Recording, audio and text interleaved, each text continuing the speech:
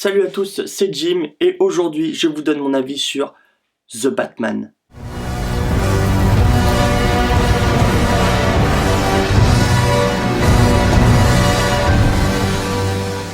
Avant toute chose, je tiens à le rappeler, même si c'est indiqué dans le titre de la vidéo, il va y avoir du spoiler. Donc ceux qui ne veulent pas être spoilés et qui ne l'ont pas encore vu au cinéma, je vous invite à quitter la vidéo et à revenir plus tard. Inutile de vous dire que c'est le film que j'attends depuis des mois et des mois, que c'est le film qui me fait vibrer, qui me faisait crever d'impatience, et aujourd'hui je l'ai vu, je suis satisfait et je vais pouvoir vous dire pourquoi. Alors The Batman c'est quoi? C'est un film, à l'image de ses prédécesseurs, qui va parler du justicier de Gotham.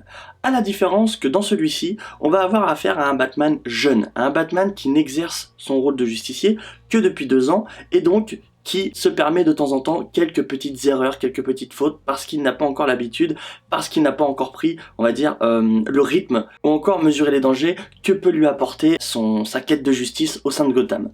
Donc on va avoir affaire à un Batman un petit peu différent, par exemple, de celui de Christopher Nolan.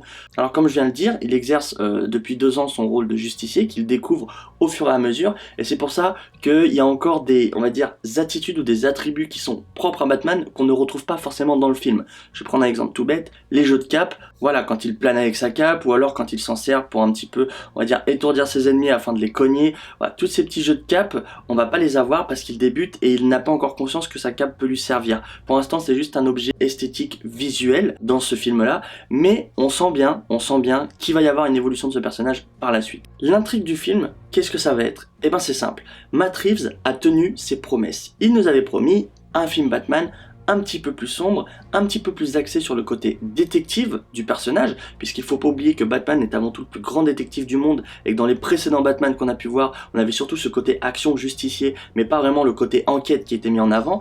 Là, pour le coup, l'accent va être marqué dessus. C'est-à-dire que tout du long du film, on va avoir affaire à un Batman qui cherche à avoir des réponses, à la fois des réponses pour lui, personnelles, mais à la fois des réponses dans son enquête, dans sa quête de justice, et dans sa quête de vérité, tout simplement. Donc on va vraiment avoir affaire à ce côté détective sur lequel Matt Reeves insistait tant dans le développement de son film. Ajoutez à cet aspect détective le fait qu'on ait affaire à un Batman torturé, à un Batman un petit peu perdu dans ses pensées, un peu touché par ce qui a pu lui arriver précédemment et par ce qui arrive actuellement dans la ville de Gotham. On sent qu'on a affaire à un personnage qui est touché, qui prend les choses à cœur et qui du coup va avoir un espèce de ton froid. On va voir qu'il est fermé au niveau du visage, on va voir qu'il n'est pas forcément bavard, ça va être un des points clés du film d'ailleurs.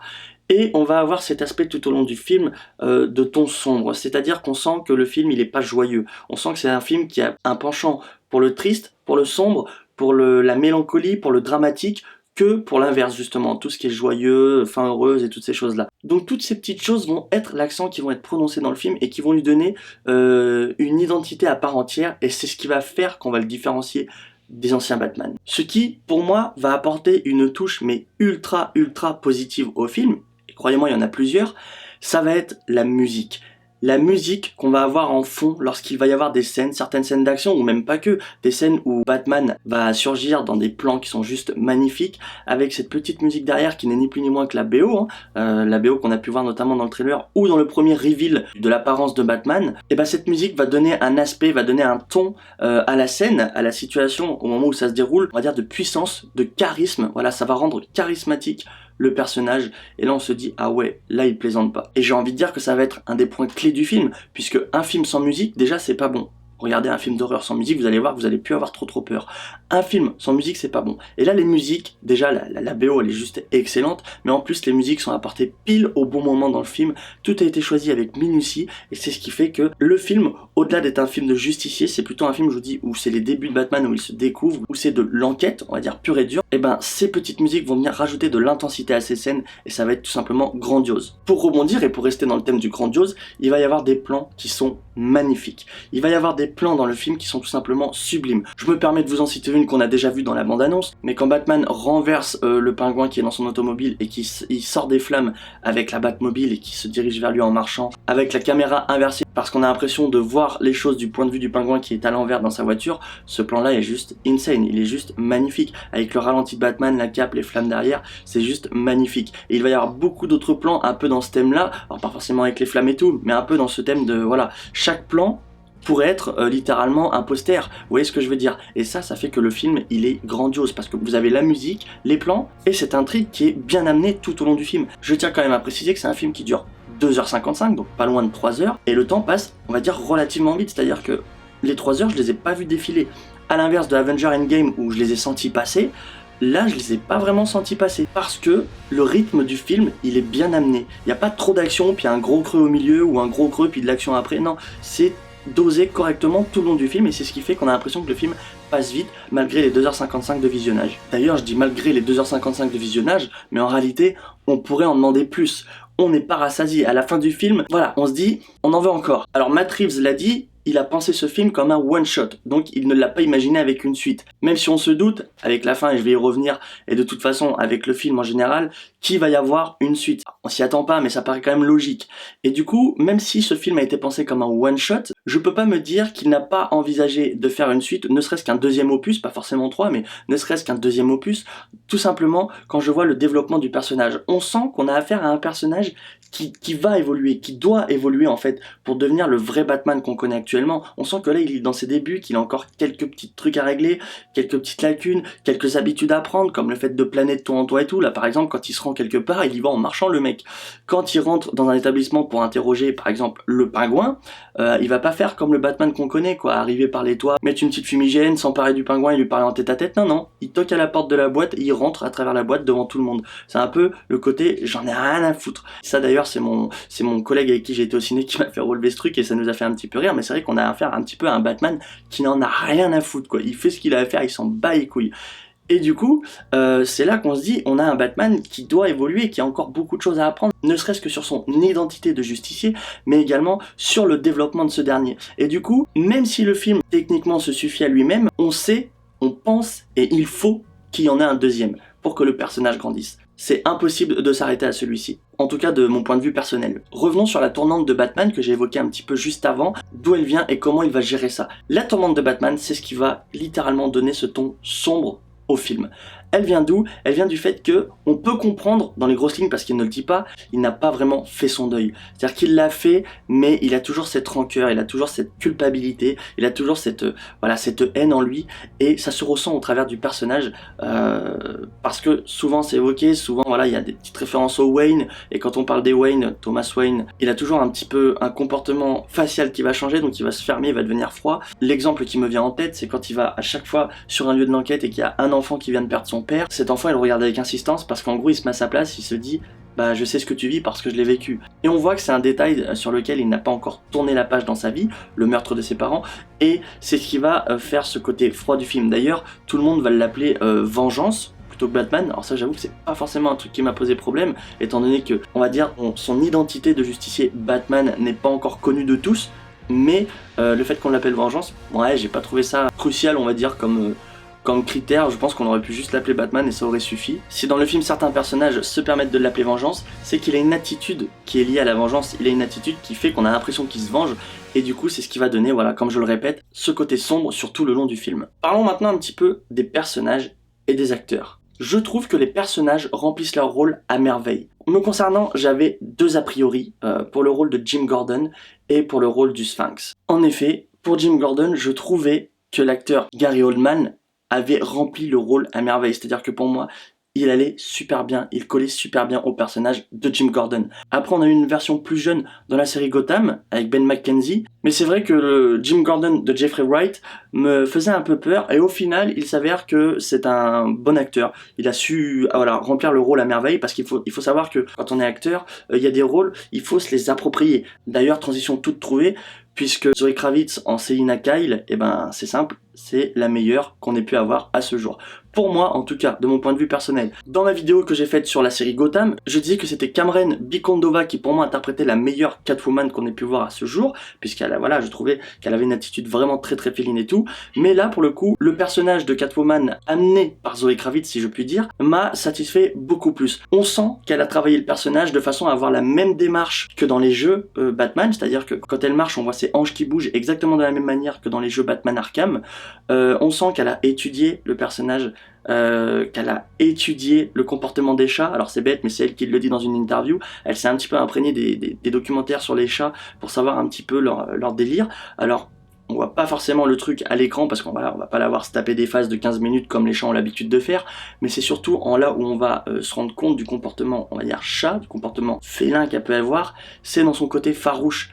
Un chat, voilà, je vais prendre un exemple, un chat à l'inverse d'un chien, ça ne s'attache pas. C'est-à-dire que votre chien, vous disparaissez du jour au lendemain, il va hurler à la mort, il va pleurer parce que vous allez lui manquer. Un chat, demain vous disparaissez, il s'en foutra quoi. 2 jours après, il va continuer de faire sa vie.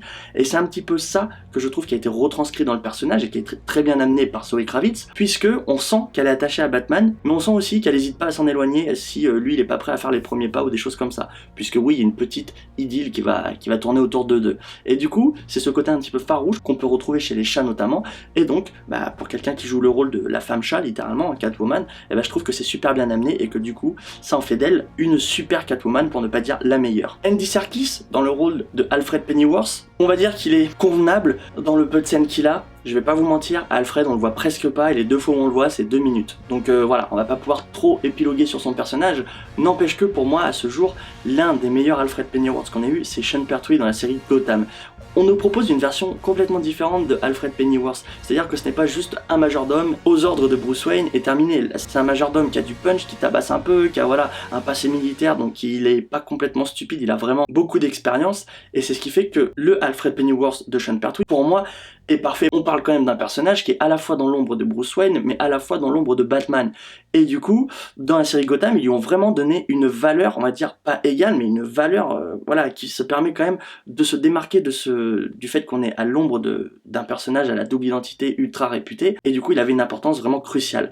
Alors que dans tous les autres Batman, voilà, on sent juste que c'est le majordome qui est là pour servir Batman ou Bruce Wayne comme vous voulez, et c'est tout. Et moi j'ai un petit peu ce problème avec ce personnage, donc c'est pour ça que là la version d'Andy Serkis, je vais pas vraiment pouvoir en dire beaucoup dessus, dans le sens où on le voit vraiment très peu à l'écran, mais je pense que pareil, si second volet il y a, Andy Serkis va pouvoir évoluer un petit peu dans le rôle de son personnage et peut-être nous offrir quelque chose qui ressemble au Alfred Pennyworth de Sean Pertwee dans la série Gotham. Je pense que les deux sont similairement liés en termes de caractère. Et donc, j'ai hâte de voir l'évolution de ce personnage, puisque de toute façon, s'il y a un deuxième volet, tous les personnages vont évoluer. Parlons maintenant de Paul Dano, alias, a.k.a. le Sphinx, l'homme mystère, de Riddler. Moi j'ai un petit problème avec ce personnage. Comme vous le savez, c'est mon personnage préféré dans l'univers de Batman. Je parle dans les super vilains. C'est mon personnage préféré avec Poison Ivy. Ce qui m'a posé problème avec le choix de cet acteur, d'une part, c'est l'esthétique. Pourquoi ? Parce que l'homme mystère est connu comme étant fin et comme étant quelqu'un de grand. C'est comme ça qu'il a été dessiné, je veux dire, c'est comme ça qu'il a été conçu. Prendre quelqu'un qui est un petit peu plus petit et un petit peu, on va dire, plus joufflu, en soi, c'est pas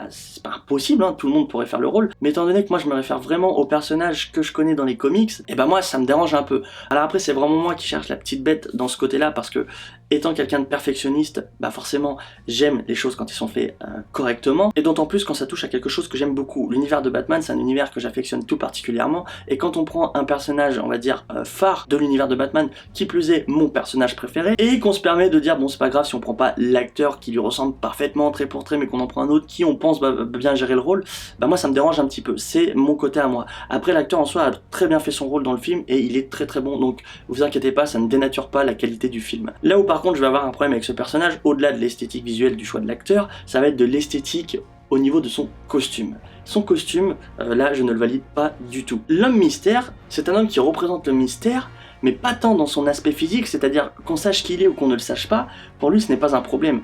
Là où il va porter le côté mystère, ça va être sur ses énigmes et sur les conséquences qu'elles vont avoir. Donc en soi, même si Batman connaît son identité, ça n'empêche pas l'homme mystère de se cacher, et donc de faire en sorte que Batman ne le trouve jamais, mais le côté mystérieux va être surtout axé sur ses énigmes, et donc les conséquences que ces dernières vont avoir, parce que généralement des énigmes de l'homme mystère, ça conduit à des explosions, à des crimes, à des meurtres, voilà, j'en passe et des meilleurs, ça reste quand même l'homme mystère. Et donc, c'est sur ça, normalement, que le côté mystérieux devrait être accentué sur le personnage, et là non, son côté mystérieux en fait il est accentué sur le fait qu'on ne sache pas qui c'est tout le long du film, que Batman n'a aucune idée de qui il est. Et ça moi ça me pose un petit peu un problème, alors même si dans certains comics au début il ne sait pas qui il est, je valide complètement ce point, ça tourne pas non plus totalement autour de ça. C'est-à-dire que dans les comics, sans savoir qui il est, Batman se concentre davantage plus sur ses énigmes et les conséquences qu'elles vont avoir que sur de savoir qui il est, parce qu'il sait très bien que de toute façon quand il lui mettra la main dessus, il va savoir qui il est. Et là le problème c'est que c'est pas ça, on a l'impression que Batman cherche un peu à savoir qui c'est avant de savoir résoudre ses énigmes et de savoir quelles conséquences elles vont avoir.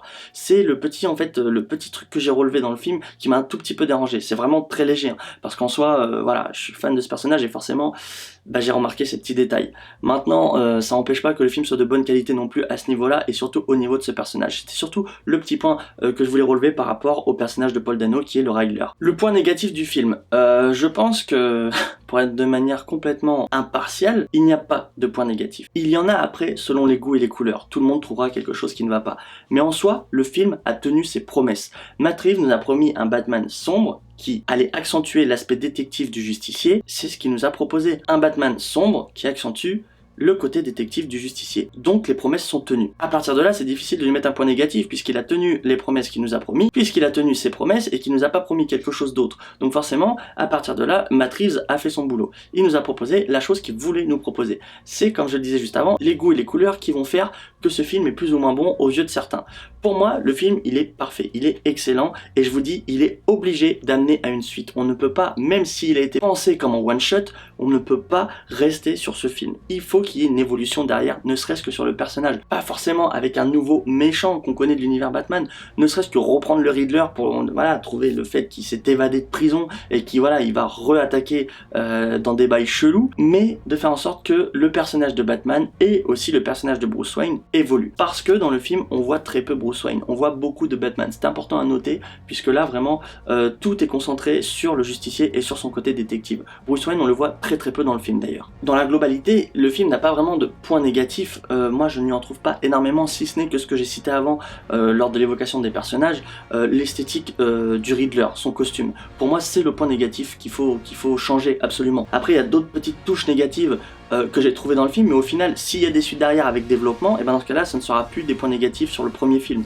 C'est-à-dire que si le film se suffit à lui-même et qu'il n'y a pas de suite, bah le fait qu'on n'ait pas eu de jeu de cap, par exemple, avec le personnage de Batman, c'est problématique. Maintenant, s'il est pensé comme une suite et qu'on sait qu'il va y avoir ces fameux plans avec la cape quand il plane ou quand il se bat et qu'il s'en sert pour, on va dire, étourdir un petit peu ses ennemis, si tout ça, ça apparaît dans le 2, parce qu'il est en constante évolution, alors dans ce cas-là, ça sera excusé au niveau du premier, parce qu'on comprend que le personnage évolue au fur et à mesure. Dans le sens où il va y avoir une possible suite, pour moi, il n'y a pas énormément d'erreurs à part l'esthétique du Riddler. Vraiment, il n'y en a pas beaucoup. D'ailleurs, certains risquent de penser que Robert Pattinson n'est pas trop fait pour le rôle, qu'il est terne, qu'il parle pas, qu'il a toujours, on va dire, le même faciès tout du long du film. Et ben en fait, j'ai envie de vous dire, heureusement et tant mieux, c'est ce qui est voulu, c'est ce qui a été demandé, c'est ce qu'il fallait en fait pour que ce ton sombre arrive. Et c'est d'autant plus qualitatif de se dire qu'il a rempli ce rôle à merveille. Parce que beaucoup avaient des appréhensions sur le fait que Robert Pattinson devienne Batman, joue le rôle de Batman. Et en réalité, c'est un rôle qu'il a joué à merveille, à la perfection. On a affaire à un Batman torturé, et je pense qu'il a très bien su montrer ce côté torturé, tant du côté de Bruce Wayne que du côté de Batman. Alors plus souvent du côté de Batman,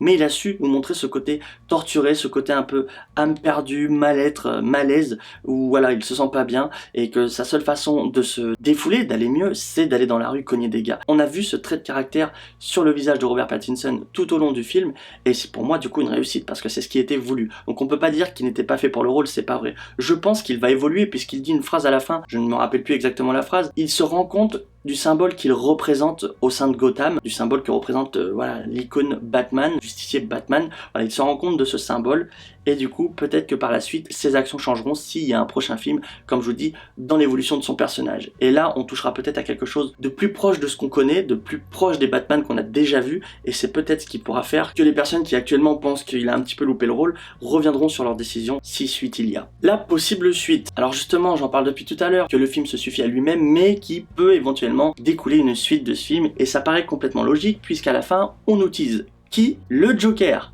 Alors à moins de se tromper, que ça soit un trompe-l'œil ou que ça soit carrément de l'illusion, je pense ne pas être dans le faux quand je vois un personnage qui a un petit peu un rire qui monte jusqu'aux oreilles, qui rigole et qui fait référence à un clown. Et ça c'est la touche qu'il fallait pas. Pourquoi? Je vais pas appeler ça un point négatif parce que ça apparaît que 2 secondes dans le film. Sur un film qui dure 2h55, voir un personnage 5 secondes, on peut pas dire que c'est un point négatif. Pour moi c'est une erreur. Pourquoi? Parce que le Joker, on l'a vu et revu. J'ai fait une vidéo récemment sur qui est le véritable Joker selon moi, je vous la mets juste ici, et le problème, c'est qu'on en a déjà 5 Jokers. Et là, on nous redonne une version différente du Joker, mais pourquoi maintenant? il y a déjà 5 Jokers qui ont été apportés dans les films de Batman.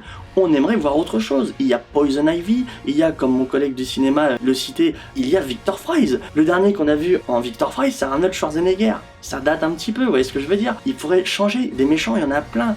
Le pingouin, mais ça, voilà, il apparaît dans le film et on sait qu'il va avoir sa propre série. Il peut y avoir Man-Bat, pas un homme chauve-souris, c'est une chauve-souris homme. Voilà, il pourrait y avoir Victor Zsasz, il pourrait y avoir énormément de méchants qu'on pourrait traiter à l'écran, et le problème c'est qu'on en revient toujours au même, on en revient toujours au Joker. Alors oui, le Joker est un personnage qui est énormément apprécié du grand public, parce que c'est un personnage ultra emblématique, de par son lien avec Batman, et ça c'est pareil, je le dis dans ma vidéo consacrée au Joker, mais c'est aussi un personnage, voilà, qui a de l'ampleur, qui a de la carrure, qui peut se frotter au justicier, et ça il n'y en a pas beaucoup qui peuvent le faire. Mais le problème c'est que ce personnage, on l'a vu sous toutes ses formes, tous les meilleurs acteurs possibles sont passés dans la peau de ce personnage. Je veux dire, à un moment, le but c'est pas de faire un grand chelem de tous les acteurs qui peuvent jouer le Joker, même si l'idée derrière n'est pas celle-là bien sûr, mais je pense que là une confrontation avec le Joker, ça serait répétitif, une fois de plus, répétitif. Et je pense que ce serait plus judicieux de mettre un Poison Ivy, ou de mettre un Victor Fries, ou de mettre autre chose. Je pense que ça serait vraiment plus judicieux dans le Batman